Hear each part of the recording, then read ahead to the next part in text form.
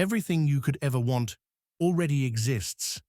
The life you dream of, the wealth you seek, the love you yearn for, the health you desire, all of it is already yours. This is not wishful thinking. This is the truth hidden beneath the veil of appearances. This is the secret that Neville Goddard taught with clarity and conviction. Assume the feeling of the wish fulfilled. Act like you already have it. Live from the end. That is the key. Neville Goddard taught that imagination is not just a mental tool, it is the creative power of God within you. You are not a passive observer in this life. You are the operant power. The world around you is a reflection of your inner state. What you assume to be true, what you feel to be real in your imagination, becomes your reality. Your inner world and your outer world are not separate. They are perfectly correlated. You are not waiting for things to happen. You are causing them to happen, consciously or unconsciously, through the assumptions you hold. When Neville said to act like you already have it, he didn't mean to pretend in the superficial sense. He didn't mean to fake it until you make it. He meant something deeper, something sacred. He meant to live in the state of the wish fulfilled, to mentally and emotionally dwell in the end result, to feel the reality of your desire as if it were already true, already done, already yours. This is not about physical action. It is not about trying to manipulate the outer world. The outer world is only a shadow. It is the echo of your inner conversations, your beliefs, your assumptions. Neville made it clear. You do not need to fight the shadow. You change the shadow by changing the light that casts it. And that light is your imagination, your inner state. To live in the end means to see the world through the lens of your fulfilled desire. It means to walk through life as if your dream has already come true. Not to hope, not to wish, but to know, to feel it deeply, to believe in its reality so completely that you are unmoved by appearances to the contrary. Let us say you desire wealth. Acting like you already have it doesn't mean recklessly spending money you don't have. It means assuming the consciousness of someone who is already wealthy. How would you feel if you had all the money you desired? How would you walk? How would you speak? What would your inner dialogue sound like? Begin to inhabit that version of yourself now. Not someday, not when circumstances improve, but right now. That is the secret. Suppose you desire love, perhaps a specific person or the experience of true companionship. Acting like you already have it means dwelling in the feeling of being loved, feeling cherished, feeling chosen. You do not pine for what you already possess. You do not chase what is already yours. You rest in the knowing. You walk through the world with the ease and grace of someone who is already loved, already wanted, already secure. Neville said, "You must dare to assume you are what you want to be and remain faithful to that assumption." This is not a one-time thing. It is a discipline, a way of life. It means returning again and again to the state of your wish fulfilled, regardless of what the outer world shows you. It means ignoring appearances, not in denial, but in mastery. The moment you assume your desire is real, it begins to harden into fact. Everything begins in imagination. The clothes you wear, the home you live in, the technology you use, it all started as an idea in someone's mind. And then it became real. Why would your desires be any different? You are a creator, not a beggar. You are not hoping life gives you something. You are giving life to what you hope for. Neville told the story of a woman who longed to be married. Instead of lamenting her loneliness, she began to fall asleep each night, imagining a wedding ring on her finger. She imagined the feel of it, the weight of it, the emotional satisfaction of being a wife. She assumed the feeling of the wish fulfilled, and within a matter of weeks she was engaged, not by chance, not by luck, but by law, the law of assumption. There is no power outside of you deciding your fate. Life does not happen to you, it happens through you. Whatever you are conscious of being, you become. If you constantly affirm lack, you will see more lack. If you affirm abundance, abundance finds you. This is not a game of words, it is a game of feeling. You must feel the reality of your desire in your inner world before it shows up in your outer world. Many struggle with this teaching because they want to see before they believe. But Neville was clear. Belief comes first. Faith is the substance of things hoped for, the evidence of things not seen. You do not wait to see it to believe it. You believe it, and then you see it. Your assumption is the seed. Your sustained feeling is the water. Your imagination is the sun. Reality is the harvest. You may say, but what about effort? What about action? And Neville would answer, action follows the assumption.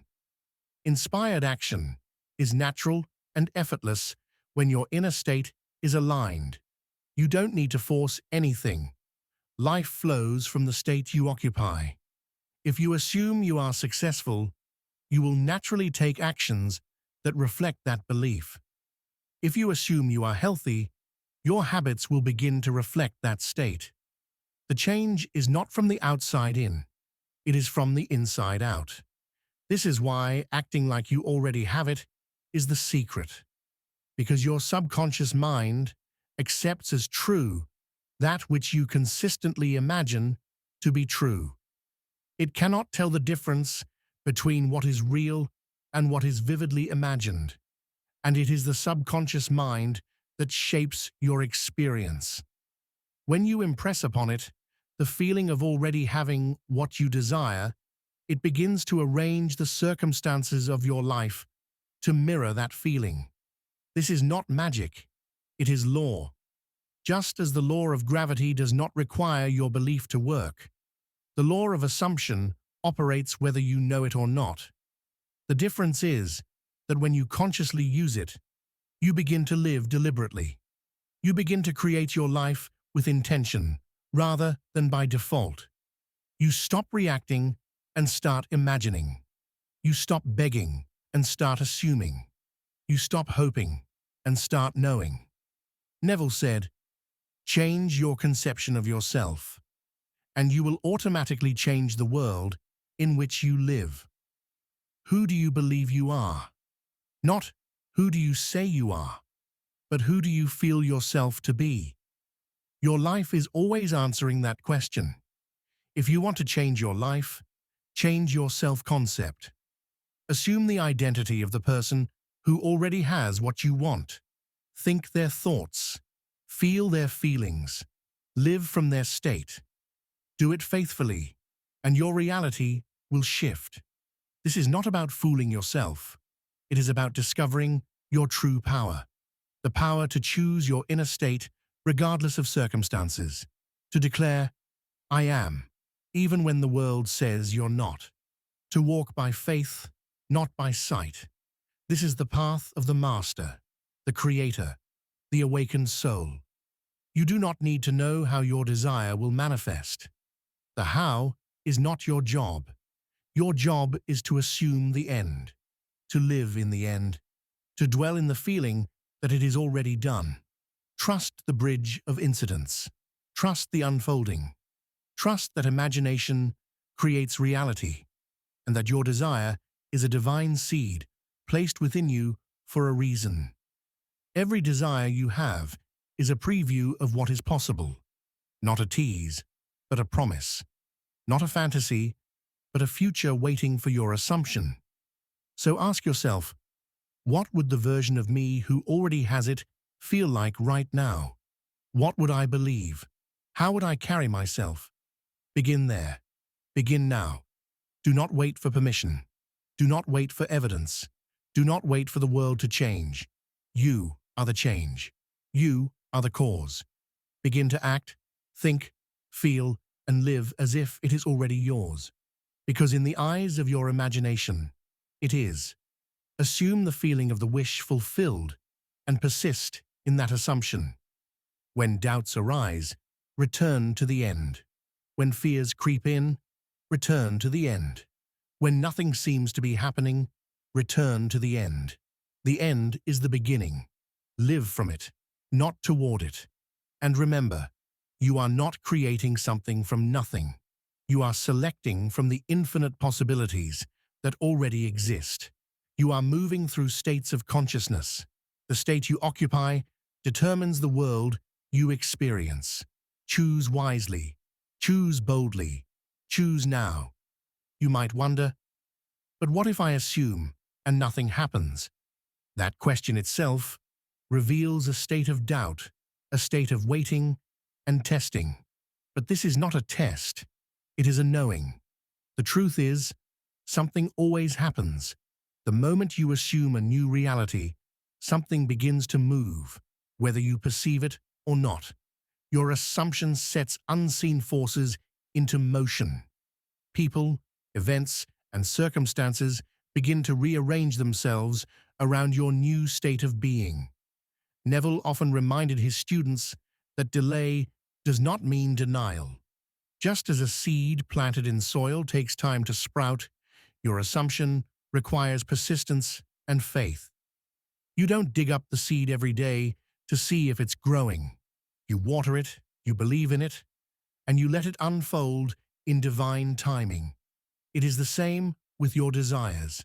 Once you've assumed the end, your only job is to remain faithful to it. Don't waver. Don't contradict your assumption with doubt or desperation. Live from the end. Living from the end means embodying your desire so completely that the outer world cannot shake you. You do not need evidence. You become the evidence. Others may call it delusion, but you will know it as conviction. That is the difference between a wish and an assumption. A wish hopes something will happen. An assumption knows it already has. You are not limited by the past. You are not defined by current conditions. The moment you change your assumption, you change your trajectory. The world reshapes itself to mirror your inner shift. Neville's life was filled with such stories, testimonies of people who transformed their lives entirely by assuming a new state. Jobless people finding careers, the sick becoming well, the lonely finding love, not by forcing the world to change, but by changing themselves. Imagination is the gateway. Feeling is the secret. Assumption is the bridge. If you can imagine it clearly, feel it deeply, and remain faithful to it mentally, it must come to pass. Not maybe, not hopefully, but lawfully. And so, you are faced with the greatest question of all. Who are you willing to be right now? Not tomorrow, not when things improve, but now. Because now is all you ever have. And within the now lies infinite power. So act like you already have it, not in pretense, but in presence. Be the version of yourself who has already received. Feel the wish fulfilled, and it shall be. That is the promise. That is the law. That is the secret.